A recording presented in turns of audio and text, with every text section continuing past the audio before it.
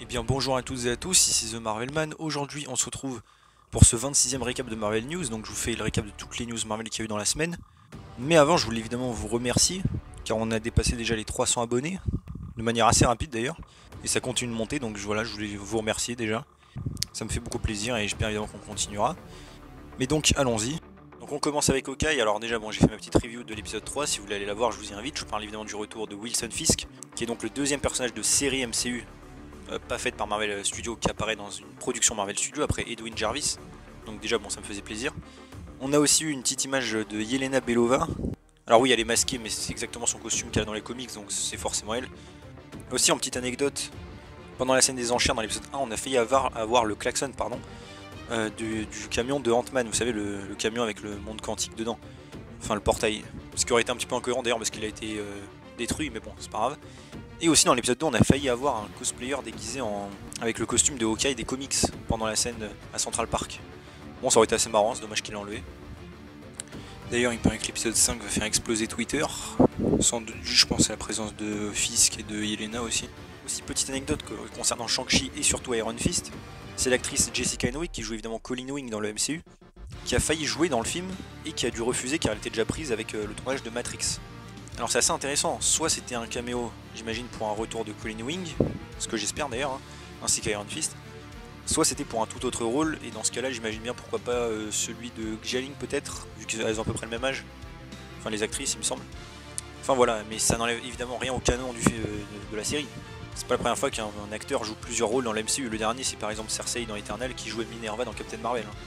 Mais bon, je trouvais ça intéressant à noter. Aussi, on a appris que le réalisateur de Shang-Chi 1 va revenir donc pour le deuxième film, qui se concrétise, et aussi donc pour réaliser une série Disney+, donc j'imagine évidemment la série sur Xialing, bien sûr. Donc ça c'est cool. D'ailleurs, pour Daredevil, qui a une fille a enfin officialisé que Charlie Cox serait de retour dans le rôle, car je rappelle, son Daredevil est celui du MCU, hein, celui de la série c'est le même. Il n'y aura pas de reboot, donc évidemment ça fait extrêmement plaisir d'avoir enfin une confirmation officielle. On espère que les autres vont arriver, comme les agents du Shield, les autres Defenders, etc. D'ailleurs, ce qui est marrant, c'est que Daredevil sera le troisième perso de série MCU de Marvel TV à arriver dans un projet Marvel Studios, après Edwin Jarvis dans Avengers Endgame et Wilson Fisk dans Hawkeye. Et d'ailleurs, d'après des rumeurs, Marvel TV, enfin Kevin Feige n'avait pas d'intention à la base de ramener de personnes Marvel TV dans d'autres projets, mais que c'est en voyant le succès évidemment de toutes ces séries et la demande des fans qu'il a accepté. Je rappelle, Daredevil reviendra dans plusieurs projets comme Spider-Man No Way Home, puis la série She-Hulk, puis la série sur Echo, et enfin son propre projet solo, donc son espèce de saison 4 qui sera en fait un revival.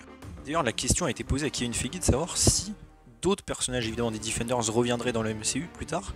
Et il a répondu, comme il dit toujours, qu'il y avait toujours, quand un personnage revenait dans la sandbox de Marvel, quoi, hein, dans leur terrain de jeu, quoi.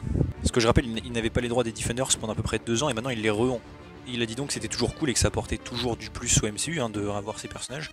Et que comme il a dit, la bonne nouvelle c'est qu'il faudra attendre de voir quand ce sera révélé quoi, et que les gens verront à ce moment-là. Donc Kevin Feige a bien, enfin même si on le savait déjà, mais il y a pas mal de plans pour ramener les Defenders, qui je le rappelle à chaque fois, encore une fois je suis désolé, seront les exactes mêmes versions, car ces versions sont celles du MCU depuis toujours. Mais au moins ça fait plaisir. D'ailleurs toujours en lien, c'est pour le Punisher. John Bertal a dit qu'évidemment le personnage lui tenait beaucoup à cœur, hein, toujours à autant, et qu'encore une fois il reviendrait seulement si le personnage est bien fait, c'est-à-dire j'imagine violent, que c'est bien cohérent avec ce qui a été fait avant, etc. Ensuite pour Doctor Strange The Multiverse of Madness, on a eu un Lego qui a leaké. Alors oui, je sais, les Lego ne sont pas toujours fiables à 100% de ce qu'il y aura dans le film, mais je vous le note quand même pour un truc intéressant. C'est qu'on peut y voir évidemment Shumagorath. Enfin, ce que j'ai cru être Shumagorath. Vous savez, c'est un démon interdimensionnel qui avait déjà été leaké d'ailleurs d'être dans ce film, donc c'est pour ça que j'en parle. Sauf que sur le Lego, c'est écrit que c'est Gargantos, qui est un autre démon qui est sous-marin. Bon, les deux personnages se ressemblent hein, au niveau du chara-design. Peut-être même que c'est une version peut-être fusionnée de ces deux monstres, hein. Ce serait possible. Et aussi, on y voit évidemment les nouveaux looks pour Wong, America Chavez, qu'on a un premier vrai aperçu, et aussi évidemment Scarlet Witch et Doctor Strange. Aussi apparemment le trailer du film serait fini et prêt à être diffusé, donc bon, plus qu'à voir quand. Pour Spider-Man No Way Home, on a évidemment encore une fois des TV spots, des posters évidemment, des posters pour les méchants, j'ai envie de dire aussi les Taisans. Posters d'ailleurs que je trouve assez bizarres, leur tête je les trouve très étranges et le bouffon vert fait extrêmement plastique je trouve, mais bon bref. On a appris évidemment aussi que le film serait donc Peggy 13, hein, bon c'est pas surprenant comme tous les films du MCU. Tom Holland a promis aussi des combats beaucoup plus violents, avec des coups de poing et tout, bon j'ai envie de dire c'est un petit peu la base de Spider-Man donc il était temps. Aussi Benedict Cumberbatch, donc qui joue Doctor Strange évidemment, a dit qu'il n'avait pas lu tout le script du film pour essayer de se préserver quelques surprises. c'est assez marrant. Aussi, Tom Holland a confirmé que donc, le caméo de son frère, donc Harry Holland, qui devait jouer un dealer qui lui jette de la peinture verte en référence à Mysterio, c'est pour ça qu'il changeait d'ailleurs de costume, bah, ce caméo a été coupé du film. Et il a aussi dit qu'il sait qui a acheté la tour des Avengers, donc bon, c'est un mystère qui sera bientôt résolu je pense. Peut-être Wilson Fisk ou les 4 Fantastiques. Donc le film aussi fait officiellement donc 2h30, donc 150 minutes en incluant les crédits, cette fois-ci c'est officiel. Et on sait aussi que les VFX sont même pas encore terminés pour le film. Aussi on a une interview avec William Dafoe, Alfred Molina et Jamie Foxx, qui ont parlé un petit peu, bon, sans trop de détails. On a juste appris évidemment que Norman Osborn serait le perso le plus flippant, qu'ils ont tous eu des mises à jour, et que Norman Osborn avait vraiment un plan en tête comme le Joker dans The Dark Knight. On a eu une petite vidéo de lui qui jette une bombe dans une scène, il a l'air assez taré comme d'hab. Aussi il y a eu la projection presse du film, bon seulement les 40 premières minutes pour éviter les spoils, comme pour Eternals. Bon, il paraît que c'est incroyable mais bon, toutes les projections presse disent ça à chaque fois. On sait aussi donc apparemment que Matt Murdock sera là 4 minutes dans le film, donc bon c'est pas ouf mais c'est cool. Aussi des producteurs de Into the Spider-Verse 2 ont dit que Miles Morales n'était pas dans le film, bon, même si ça on le savait aussi déjà un peu. Et aussi truc drôle, c'est la soundtrack du film qui a leaké, décidément il y a vraiment tout qui leak. Et voilà, donc les musiques sont sympathiques, il y a 2 thèmes de personnages assez connus qui reviennent d'ailleurs. Aussi Tom Holland a dit que Jamie Foxx, donc Electro, aurait une des scènes les plus drôles de tout le MCU. Alors j'espère pas trop de blagues, hein, parce que bon, Electro j'aime pas mal le personnage et j'aimerais le voir menaçant, hein, pas comique. Le principal défaut du super du MCU c'est l'humour en plus. Aussi le film il aura un 3ème trailer qui arrivera donc le 15 décembre, donc la date de sortie pour nous c'est archi tard mais bon c'est bizarre. Et aussi apparemment, alors il paraît qu'à la fin du film, Tom Holland aura son costume rouge et bleu comme dans les comics, le vrai, hein, pas celui fait par Tony Stark. Donc bon c'est assez cool. Et aussi faites attention car le script du film a encore leaké mais cette fois-ci extrêmement détaillé. Ensuite pour Into the Spider-Verse 2, donc on a eu le titre, c'est Across the Spider-Verse. On a aussi appris que le film donc serait en 2 parties, donc la prochaine sera en 2023. Donc on a eu un petit teaser pour le film assez cool. Aussi stylé, dans chaque dimension il y aura un nouveau style visuel. Voilà. On peut voir aussi le Spider-Man 2099.